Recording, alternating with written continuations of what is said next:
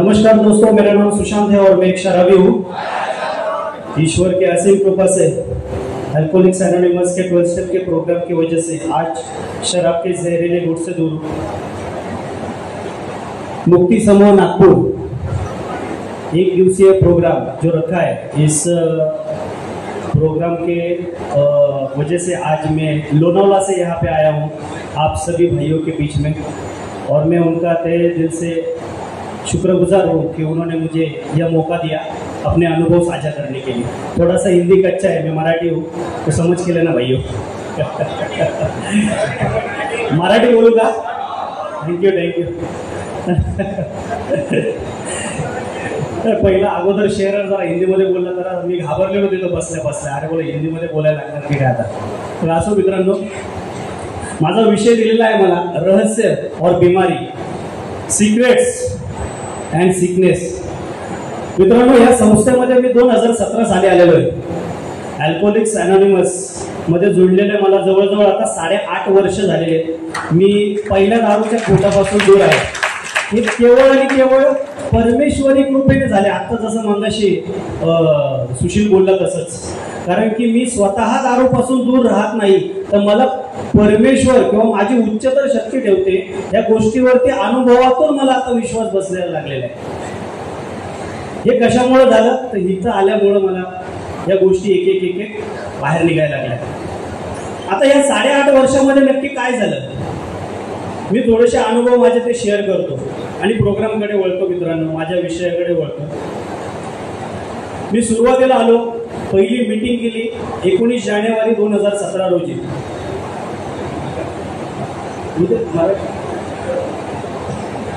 Cocktail कर देंगे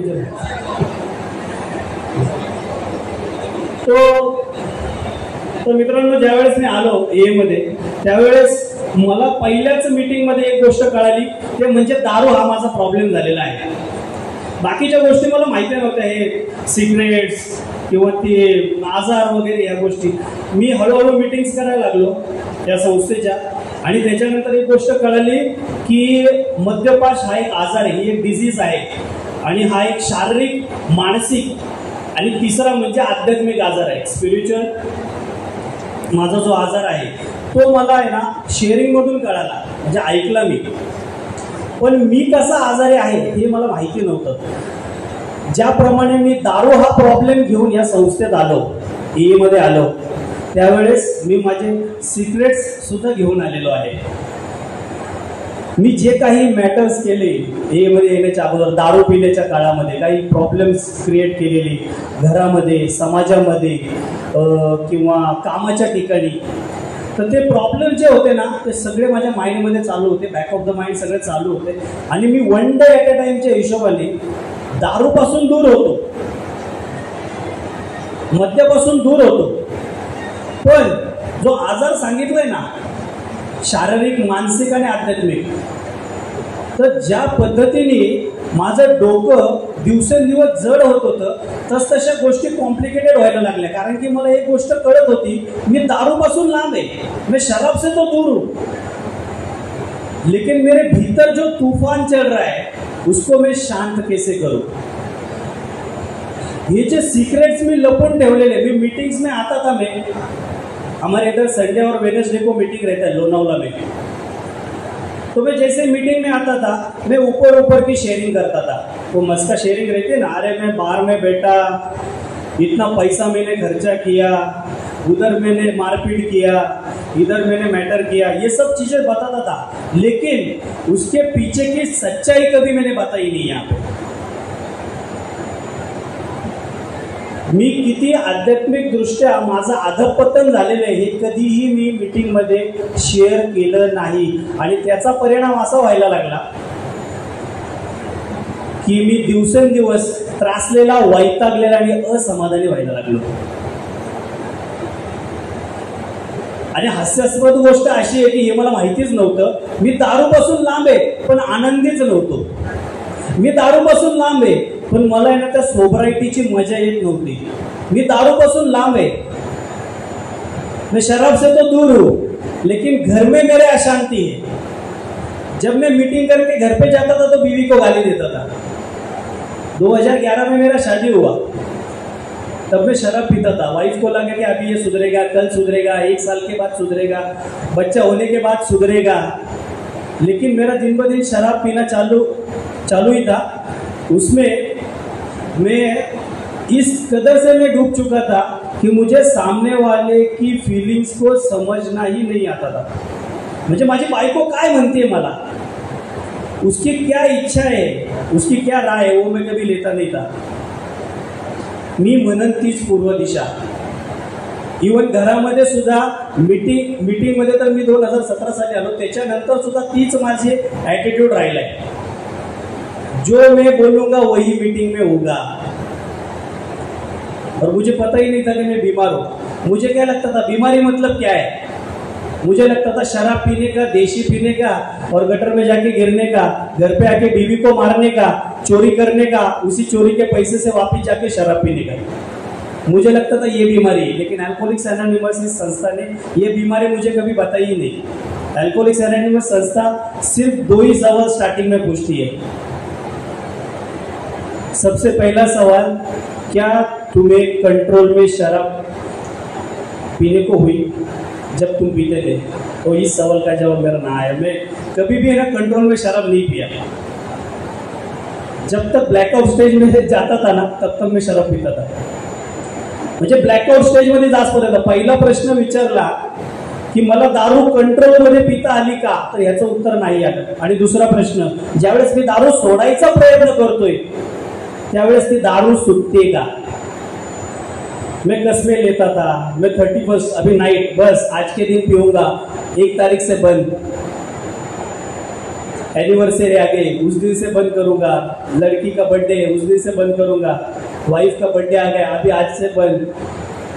हे फक्त आश्वासन द्यायचो, पण अंमलबजावणी त्याच्यावरती कधीच केली नाही। और इसी वजह से मेरा दिन ब दिन शराब पीना चालू हुआ। ए में आने के बाद पता चला कि ये 2 सवाल सिर्फ मुझे लागू होते हैं स्टार्टिंग में, मैं बीमार हूं या नहीं हूं। बिग बुक हमारा जो मूल पाठ्य ग्रंथ है, यहाँ पे नहीं है अभी, वो ब्लू कलर का जो पुस्तक आता है, 39 पेज नंबर पे लिखा है मराठी बिग बुक के पहिल्याच पॅरेग्राफ मधलं 3rd लाईन मध्ये, प्रामाणिकपणे तुम्हाला वाटत असतं नाही दारू सुटत आहे का, किंवा दारू सोडायचा प्रयत्न करताय पण ती सुटते का, किंवा तिच्या प्रमाणावरती तुमचा ताबा आहे का? आणि ह्या जर 2 प्रश्नांची उत्तर तुमचे होकारार्थी असतील तर तुम्ही संभाव्य मद्यासक्त झालेले आहात, कदाचित तुम्ही दारुडे झालेले आहात, आणि तुम्ही अशा एका आजारीपणाच्या अधीन झालेले आहात, बीमारी जो बोले ना, अशा एका आजारीपणाच्या अधीन झालेले आहात की तिथे फक्त आणि फक्त आध्यात्मिक अनुभवच तुम्हाला वाचू शकतो। इसका मतलब मेरे पास जो प्रॉपर्टी है, पैसा है, मेरा जो बॉडी है, या तो फिर मेरा जो माइंड है, मेरा जो नॉलेज है, मेरा जो एजुकेशन है, ये कुछ भी काम नहीं आएगा जब मुझे शराब का पहला गुटखा खायला आएगा तब। आणि त्यांनी क्लियर कट लिहून ठेवलं तिथं की आध्यात्मिक अनुभवच तुम्हाला वाचू शकतो। तो ये मिलेगा कहाँ पे? स्पिरिचुअल अवेकनिंग मेरी कब होगी, कैसे होगी? तो ये प्रोग्राम दिया अल्कोहलिक्स एनोनिमस ने, मुझे एक डिजाइन किया हुआ 1939 में ऑलरेडी वो डिजाइन किया है, जब मैं पैदा भी नहीं हुआ था, तभी से लेकर आज तक वो प्रोग्राम वैसे के वैसे ही है। और कोई भी भाई देख लेगा वो पुस्तक में पेज नंबर 52 पे पूरा 12 कदमों का प्रोग्राम दिया है।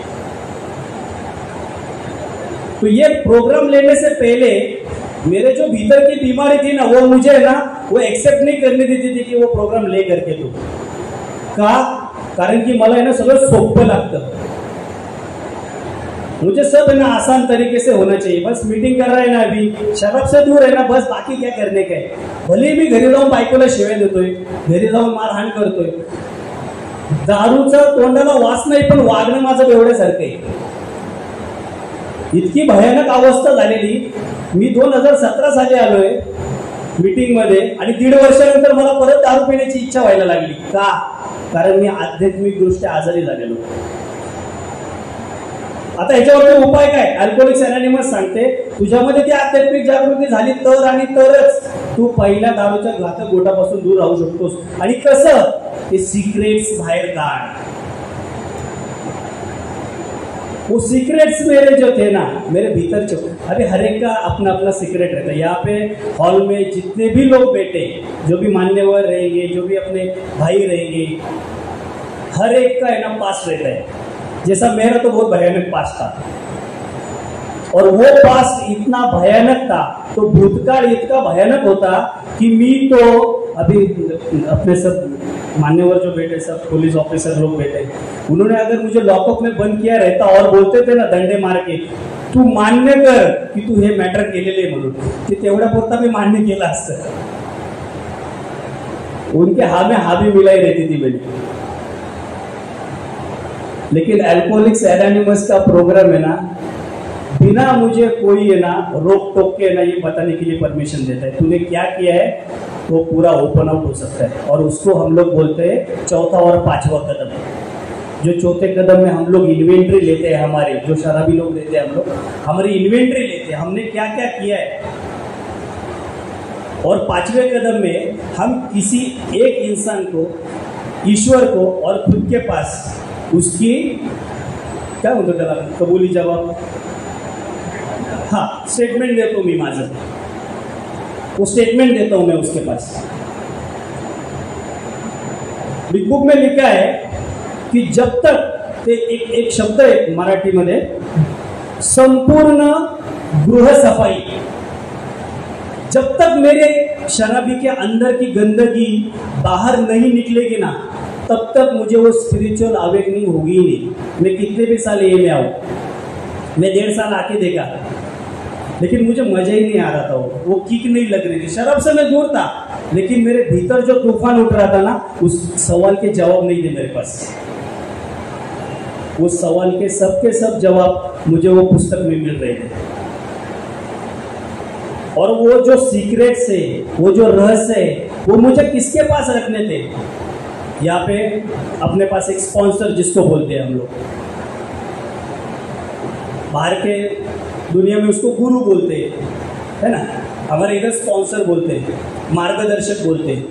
जो भाई वो खुद राह चला हुआ है, जिसने वो सीक्रेट्स दूसरे किसी को बताए हुए हैं, और उसके अपने, और वो जो मार्ग पे चल रहा है, उसी मार्ग पे मुझे चलना है, और उसको हम लोग स्पॉन्सर बोलते हैं। और वो स्पॉन्सर क्या करता है? ये जो रहस्य है, ये जो सीक्रेट्स है, वो सुनता है, उसको हम लोग पांचवा पायरी बोलते हैं।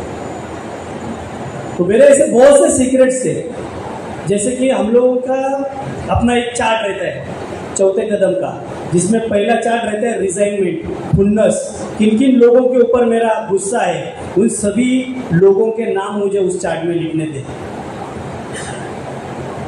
आप यकीन नहीं मानेंगे, 95% मेरे घर वालों के ही नाम थे उसमें, जिन जिन लोगों का मुझे गुस्सा था।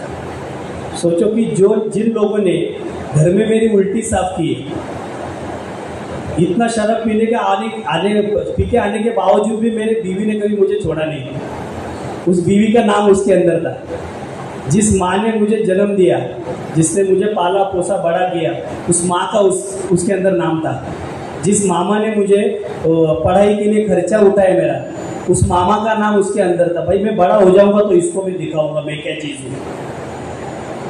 रिजाइनमेंट, आम लोगों को आता है गुस्सा, और मेरे जैसे शराबी को आता है रिजाइनमेंट, जिसको मराठी में खुन्नस बोलतो आपण। एक्स्ट्रा पार्ट येतो खुन्नसचा वरचा, रागाच्या वरचा पार्ट रिजाइनमेंट। तो जिन जिन लोगों के ऊपर गुस्सा था, उन सभी लोगों के नाम उस लिस्ट में मैंने लिखे। और स्टार्टिंग में मुझे क्या लगा था कि अरे यार ये सब नाम लिखने की जरूरत क्या है, ये सब करने की जरूरत क्या है, शराब से दूर है मैं। लेकिन मेरे सीक्रेट्स किसको बताओ और कैसे बताओ, क्योंकि इतने मैंने मैटर किए थे मेरी जिंदगी में। या तो मैं 2 जगह पे चाहिए आज की तारीख में, या तो येरवड़ा जेल, या तो मैं मरा हुआ चाहिए। लेकिन देखो, आप लोगों के बीच में खड़ा हो, जिंदा हो, 1 पीस हो, अट्टा हो। ये प्रोग्राम लेने से पहले, ये जो सीक्रेट्स है ना, वो बताने से पहले मेरे दिमाग में ख्याल क्या आया था मालूम है? मैं ये सीक्रेट्स किसी को बताऊंगा नहीं, मैं मर जाऊंगा लेकिन बताऊंगा नहीं। और क्यों बताऊं, अगर मैंने किसी को मेरी निजी लाइफ के जो भी मेरे अनुभव थे वो अगर साझा किए उसके साथ, और उसने अगर किसी और बंदे को बताए तो, या फेलोशिप में अगर किधर बताए तो, इसका मुझे डर था, ये भय था मेरे अंदर। और मैं क्यों बताऊं उसको, ये सब चीजें मेरे दिमाग में चल रही थी वो टाइम पे, क्योंकि उसमें रिजाइनमेंट पार्ट तो था ही, फियर इन्वेंट्री भी था उसके अंदर, मेरी डर की सूची थी।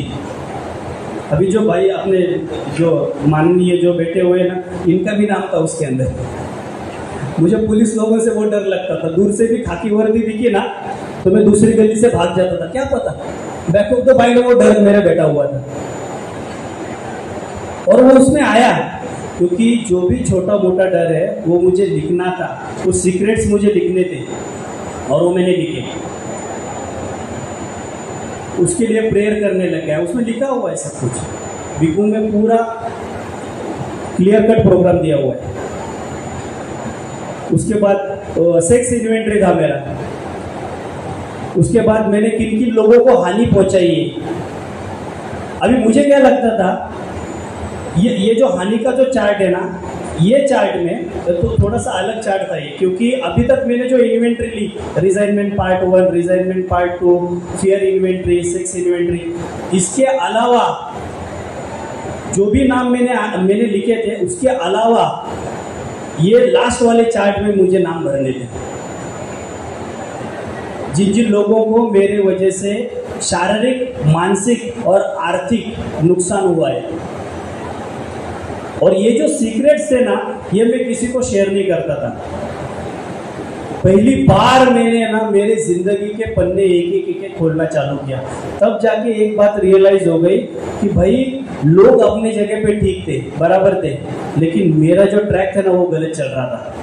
और मैं हमेशा है ना लोगों के कंधे पे बंदूक तान के खड़ा रहता था। इन लोगों के वजह से मैं बेवड़ा बना, इन लोगों के वजह से मेरी जिंदगी की वाट लग गई, इन लोगों के वजह से मेरी जिंदगी बर्बाद हो गई।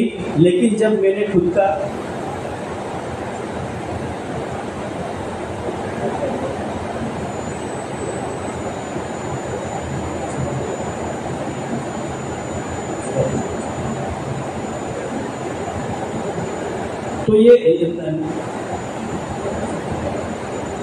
तो एक आप ही अनाउन्समेंट करू। सॉरी मित्रांनो, थांबतो मी जरा, पुढे कंटिन्यू करतोय।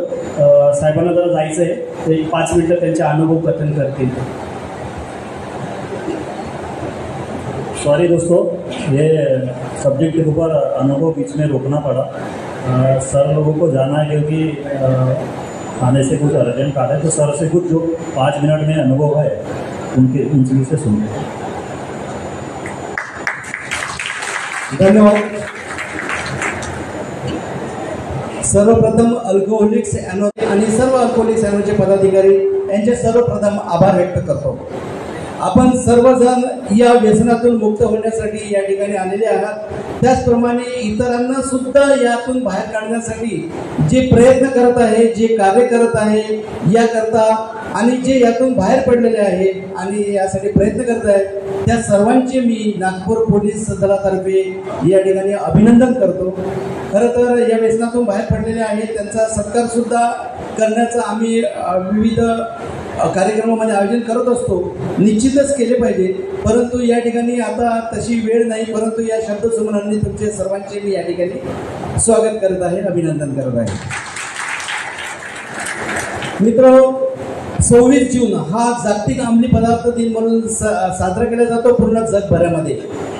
माननीय पोलीस आयुक्त श्री रवींद्र सिंघल नागपूर शहर यांनी यांच्या संकल्पनेतून नागपूर शहर नशामुक्त करण्यासाठी चला एकत्र येऊया, नागपूर शहर नशामुक्त करूया हे अभियान गेल्या 1 वर्षापासून सुरू केलेले आहे आणि त्याकरता ऑपरेशन थंडर ही मोहीम राबवित आहे।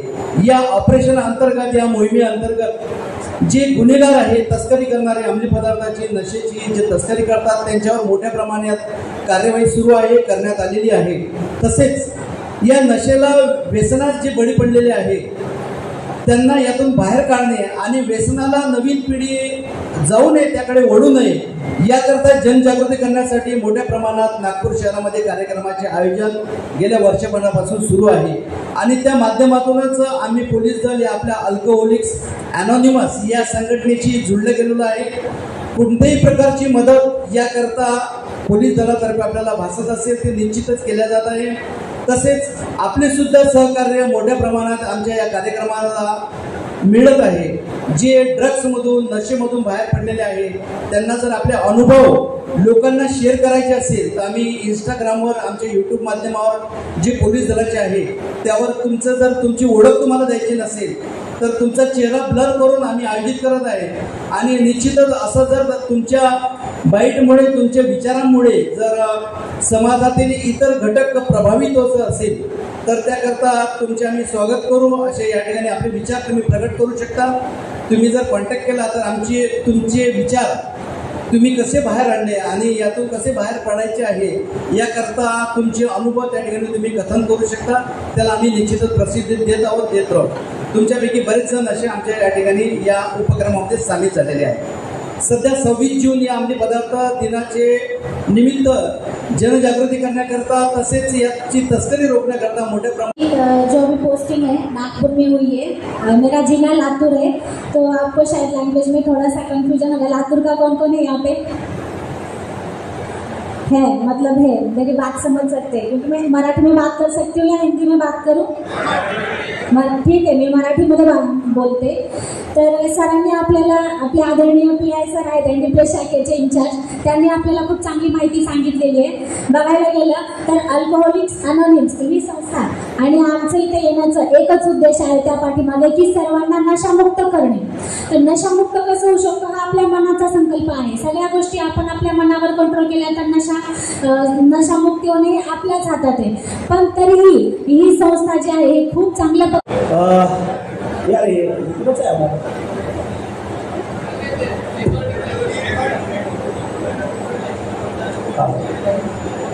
मित्रांनो आपण कंटिन्यू करूया. मगाशी हॅलो थोडंसं जरा हिंदीमध्ये शेअर केलं होतं. 1-2 मिनिटामध्ये थोडासा आढावा घेतो मराठीमध्येच की ज्या पद्धतीने मी A मध्ये आलो. A मध्ये येण्याच्या अगोदर जे काही भटके खाल्ले, दारूमुळे जे काही भटके पडले, त्याच्यानंतर A मध्ये 1.5 वर्ष स्ट्रगल केलं. दारूपासून तर लांब होतो पण त्रासलेला, वैतागलेला आणि असमाधानी होतो. आणि त्याच्यानंतर अल्कोहोलिक्स अनॉनिमसचा जो मूळ कार्यक्रम आहे 12 पायऱ्यांचा, त्याच्याकडे मी वळालो. एक मार्गदर्शक घेतला आणि मार्गदर्शकाच्या थ्रू मी 12 पायऱ्या कशा पद्धतीने घेतल्या किंवा ती जे सिक्रेट्स आहे त्याच्या पुढे कसे मांडायला सुरुवात केली ही मी सुरुवात केली. आणि त्याच्यानंतर त्याच्यामध्ये ते 5 आढावे होते. खुर्शीचा आढावा भाग 1, भाग 2, भीतीचा आढावा, लैंगिकतेचा आढावा आणि आम्ही ज्यांना दुखवले तो आढावा. आता इथं जे काही मान्यवर बसलेले त्यांची नाव होती त्याच्यामध्ये, त्यामुळे जास्त काय त्याच्यामध्ये खोलवर घुसलं नाही, ते इथून डायरेक्ट जेलमध्ये. असे भरपूर सिक्रेट्स आहेत, असे भरपूर अनुभव आहेत की जी मी या प्लॅटफॉर्मवरती दिवस रात्र जरी उभं राहिलो ना तरी सुद्धा संपायचे नाही. इतके भयानक अनुभव आहेत. पण ते अनुभव सांगण्यासाठी मला एक कान पाहिजे. तो कान म्हणजे मार्गदर्शक. आणि तो मार्गदर्शक ज्या 5व्या पायरीमध्ये त्याला फक्त माझे अनुभव ऐकून घ्यायचे. तो मार्गदर्शक मला 1.5 वर्षानंतर भेटला. मी जे काही लिस्ट बनवलेली, जे काही चार्ट बनवलेले त्या सभासदाच्या पुढे किंवा त्या मार्गदर्शकाच्या पुढे मला ठेवायचे होते. आणि ते जे काही रहस्य होते ना त्याच्या पुढे मला मांडायचे होते. पण तत्पूर्वी मला तो मार्गदर्शक निवडायचा होता. तो कसा असला पाहिजे. माझ्या डोक्यामध्ये वेगवेगळे विचार. तो मार्गदर्शक म्हणजे खूप मोठा नाही का, ओल्ड टाइमर पाहिजे किंवा तो खूप वयस्कर पाहिजे किंवा मग त्याने बरीच वर्ष A मध्ये काढलेली पाहिजे किंवा मग तो नाही का एक तापा घेऊन फिरला पाहिजे त्याच्या स्पॉन्सीचा, तो पुढे आणि त्याचे स्पॉन्सी त्याच्या मागे मागे. ते मेंढरांसारखं चाललेलं आहे मस्तपैकी कार्यक्रम. असा मला स्पॉन्सर पाहिजे होता की जो माझ्या तोला मोलाचा पाहिजे, जो रिच पाहिजे. जर मला पैशाची गरज पडली तर भाई पाकिट पण भरलं पाहिजे. तो मार्गदर्शक माझ्या मते. पण मित्रांनो अल्कोहोलिक्स अनॉनिमसने असा मार्गदर्शक सांगितलेला नाही. तो मार्गदर्शक ज्या मार्गदर्शकाने फक्त आणि फक्त 12 पायऱ्या सांगणं, त्याच्या व्यतिरिक्त 1 रुपयाचंही तुम्हाला याला मार्गदर्शन दुसरं करत नाही. तो मार्गदर्शक 1 रुपये सुधा, क्योंकि मेरे को ऐसा स्पॉन्सर मिला जिसने मुझे 1 से लेकर 12 कदम ही गाली बताए। उसने मेरे को बताया नहीं कि भाई तू इधर से उठ, उधर जाके बैठ, ये काम कर, ये काम मत कर, तू असं वाग, तू असं वागू नकोस, ह्याच्यामधला एकही शब्द त्याने मला सांगितला नाही। अतिशय सोप्या आणि साध्या पद्धतीने त्याने मला तो कार्यक्रम सांगितला आणि सगळ्यात महत्वाचा लाभ म्हणजे त्याने माझे ते सिक्रेट्स ऐकून घेतले। ये जो टॉप सिक्रेट्स होते ना, तो ऐकून घ्यायला त्या सभासदाची कॅपेसिटी पाहिजे। जैसे कि मैंने लास्ट टाइम में मेरे ख्याल से पाइनर ग्रुप एक ऑनलाइन मीटिंग होता है, वहाँ पे बहुत से भाई जुड़ते हैं अपने। उस मीटिंग में मैंने शेयर किया था शायद कि एक भाई ने भी बाद में मुझे सवाल भी पूछा था कि मैं वाइफ के पास अगर शेयर किया तो दोस्तों मेरा निजी अनुभव ऐसा है कि मैंने इतने मैटर किए ना, सेक्स इन्वेंट्री में इतने नाम आए ना मैंने, अगर वो मेरे वाइफ को बताए रहते थे ना, उसी दिन मेरे को डिवोर्स मिल जाता था त्याच दिवशी, क्योंकि वो स्पॉन्सर नहीं बन सकती मेरी। बिग बुक में लिखा है कि जो बातें, जो रहस्य तुम बताना चाहते हो अपने मार्गदर्शक को, तो वो रहस्य सुनने की कॅपॅसिटी भी उसके अंदर चाहिए, ती मॅच्युरिटी पाहिजे त्याच्यामध्ये।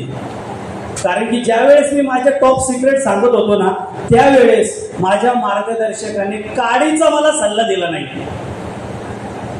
1 रुपयाचा सुद्धा सल्ला दिला नाही। ये तू गलत है, ये यहाँ पे तू सही है, यहाँ पे तू नहीं क्या कुछ अलग ही बिहेव किया, यहाँ पे एकदम खालच्या दर्जाचे तू अनुभव कशाला सांगतोय, असं बिलकुल त्याने मला सांगितलं नाही। मला अल्कोहोलिक्स अनोनिमस या संस्थेने असं प्लॅटफॉर्म दिलं, ज्या प्लॅटफॉर्मवरती मी माझे टॉप सिक्रेट्स माझ्या मार्गदर्शकापाशी ठेवू शकतो। इतका साधा आणि सोपा कार्यक्रम। बिग बुक मध्ये लिहिलंय की आम्ही आध्यात्मिक दृष्ट्या सुधारलो तर मानसिक आणि शारीरिक दृष्ट्या सुधारणार आहे, तोपर्यंत नाही। माझी तब्येत किती चांगली झाली, मी गिरीश बसला इथे, कुठे गिरीश, बॉडी चांगली त्याचे मस्त, बायसेप ट्रायसेप चेस्ट वगैरे, गिरीश कुठे, हा गिरीश बस। अरे मला यार हेवा वाटतो त्याचा यार, बोले चंद्रपूर का बंदा आपण, अरे काय यंग पोरगा आहे यार, बोले ऐसा बॉडी राहण्याची। मला वाटायचं मी बॉडी बनवली ना की इथलं प्रेशर कमी होईल, मी जो पैसा कमवला ना तर इथलं प्रेशर कमी होईल। पण अल्कोहोलिक्स अनोनिमस सांगतं की तू आध्यात्मिक प्रगती कर, भौतिक आणि शारीरिक आपोआप होईल। अभी इधर कोई तो अपना भाई बैठा था, ये जो अपना बेटे ना, तो पुढे गेला, तो मी याला पण दाखवला, त्याची तब्येत सेम माझी तब्येत तशी होती ज्यावेळेस मी पहिली मीटिंग केली त्यावेळेस। ज्यावेळेस मी एची पहिली मीटिंग केली त्यावेळेस मी त्याच्याकडे बघितलं आणि मला माझं आयडेंटिफिकेशन झालं, भाई ऐसा ही था तो जब ए में आया।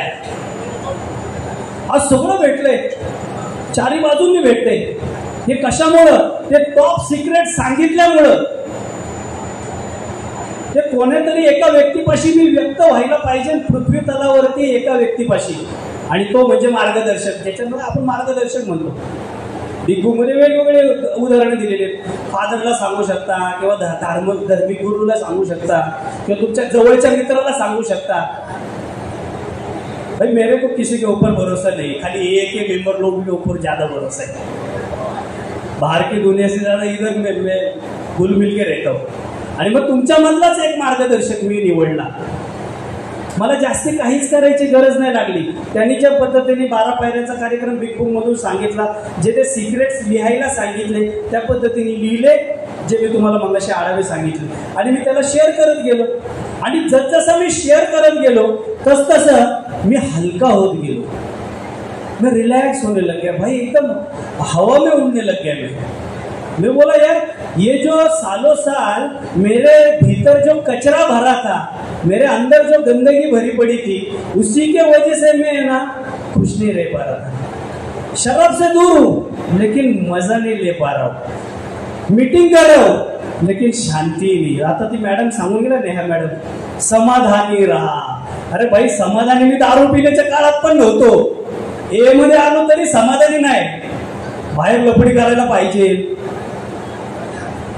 शॉर्टकटली पैसा कमवला पाहिजे, खोटी प्रतिष्ठेच्या मागे लागलेलो, कम से कम समय में स्टार स्पीकर बनना चाहिए। भाई अल्कोहोलिक्स अनोनिमस मध्ये मी हे करायला नाही आलेलो धंदे, व्यक्तिगत सुधारणा हा आमचा बेस आहे। हे मी नाही सांगत, हे कार्यक्रमच सांगतो। मी पर्सनल रिकव्हरी जोपर्यंत माझी होत नाही ना, तोपर्यंत मी शारीरिक आणि मानसिक दृष्ट्या आजारीच राहणार. मी सांगितलं ना मगाशी, कितीही वर्ष ए मध्ये आलो ना, ओल्ड टाइमर झालो, म्हातारा झालो, फार काठी टेकत टेकत या मीटिंग मध्ये आलो आणि इथं येऊन बसल्यावरती म्हणतोय, अरे भाई यार शेअरिंग कुछ जमा नहीं भाई, ये बंदे का मजा नहीं आया. अरे दूसरा स्पीकर मांगत तो अच्छा रहता था. हे आजार. लास्ट टाइम मीटिंग में उसने मेरे को शेयरिंग नहीं दिया. अभी नेक्स्ट टाइम है ना, मैं जब चेयरमैन बनूंगा ना, इसको साला मैं खड़ा ही नहीं करूंगा इधर. हाय आजार, हाय आध्यात्मिक आजार. मीटिंग खत्म हो रहा है, बाहर जाके गॉसिपिंग कर रहे हैं. हाय आजार, हाय आध्यात्मिक अधःपतन. नॉर्मल मीटिंग मध्ये मस्त मस्त शेअरिंग करतो आणि ज्यावेळेस बिझनेस मीटिंग येते, ए तूने लास्ट टाइम क्या किया रे, तू ऐसा क्यों बोला मेरे को, तू ऐसा क्यों ये प्रोग्राम रखा, तूने मेरे को क्यों नहीं पूछा. हाय आजार. मी, माझं आणि मला, जोपर्यंत तो मीपणा नाही ना जात, तोपर्यंत तो आध्यात्मिक दृष्ट्या आहे ना प्रबळ होऊच नाही शकत दारूला. आणि तो मीपणा घालवण्यासाठी मला अल्कोहोलिक्स अनॉनिमसनी सुंदर कार्यक्रम दिलेले आहे. आणि त्याच्यामध्ये जी शेवटची एक प्रेयर सांगतो थर्ड स्टेपची, आणि मी माझी शेअरिंग थांबवतो मित्रांनो. पेज नंबर 56 वरती दिलेली आहे ती प्रेयर, फर्स्ट पॅरेग्राफमध्ये. देवा, मी तुझ्या चरणी लीन आहे. तुझ्याबरोबर राहून तुझ्या इच्छेला मान देण्यासाठी माझ्या स्वार्थाच्या बंधनातून तुम्हाला मुक्त कर. का मुक्त कर? म्हणजे तुझी इच्छा अधिक चांगल्या रीतीने मला पुरी करता येईल. परमेश्वरा, तू माझ्या सगळ्या अडचणी दूर कर, म्हणजे त्यांच्यावरील माझ्या विजयामुळे मी ज्या लोकांना सहाय्यभूत होणार आहे त्यांना तुझ्या प्रेमाची, तुझ्या शक्तीची आणि तुझ्या जीवन पद्धतीची साक्ष पटेल. तुझ्या इच्छेपुढे मला सदैव मान वापरू दे, सदैव मान वापरू दे. ही ज्या वेळेस मी प्रार्थना करून सकाळी उठून बाहेर पडतो ना, एक गोष्ट आहे ना शाश्वत राहते मनामध्ये, की माझ्याही पेक्षा कोणती तरी उच्चतरी शक्ती आहे की जी मला चालवत आहे आणि ह्या आजारामधून, या सिकनेस मधून मला हळूहळू हळूहळू बाहेर काढत आहे. मी रिकवर झालेलो नाहीये पूर्णपणे, मी त्या मार्गावरती आहे. हा कार्यक्रम सांगतो. मी ज्या दिवशी म्हणन ना मी पूर्णपणे रिकवर झालो, त्या दिवशी मला शिंग फुटली समजायचं. उस दिन मेरे को अहंकार चढ गया. आणि अहंकार अशी गोष्ट आहे माझ्यासारख्या बेवड्यामध्ये ना, तिच्यामध्ये पुनर्जन्म घेण्याची अचाट शक्ती है. इसीलिए मैं बीमार हूं. और उस बीमारी के ऊपर एक इलाज दिया गया है जिसको बोलते हैं आध्यात्मिक अनुभूति, आध्यात्मिक जागृति. और वो आध्यात्मिक जागृति किससे आ गई मेरे को या मुझे आ रही है, वो चौथा कदम मैंने जब मेरे सिक्रेट्स जब लिखे और किसी को बताए तब. तर मित्रांनो, तुम्ही मला शांतपणे ऐकलं. मध्ये जे काही डिस्टर्बन्स झालं त्याच्याबद्दल नाही का, थोडंसं मला थोडंसं हे झालं, कट झाला थोडासा विषय, पण असो, हीच कदाचित देवाची इच्छा असेल. त्या मॅडमचा नंबर भेटला, आता त्यांना आपण नवीन नवीन माहिती पाठवू शकतो, वेगवेगळ्या ठिकाणच्या माहिती पाठवू शकतो आपण. ही आहे हृदयाची भाषा. त्याला म्हणतात म्हणजे काही न बोलता सगळं काही समजून जाणं. एक एक इतकी मुली आहे सब लोक आप लोग. तुम्ही मला बोलवलं इथं, तुम्ही शांतपणे ऐकलं. पुन्हा एकदा ह्या ग्रुपचे धन्यवाद, तुम्ही शांतपणे ऐकलं. थँक्यू. थांबतो मित्रांनो. कृपया ध्यान दें. कृपया ध्यान दें. कृपया ध्यान दें. अगर किसी भाई या बहन को शराब के मामले में समस्या हो या शराब छोड़ना हो तो कृपया संपर्क करें जीएसओ इंडिया, मतलब ये वेबसाइट पर संपर्क करें www.agsoindia.org और अपने आसपास AA मीटिंग ढूंढने के लिए यह वेबसाइट पर जाएं www.aa.org/findaa. धन्यवाद.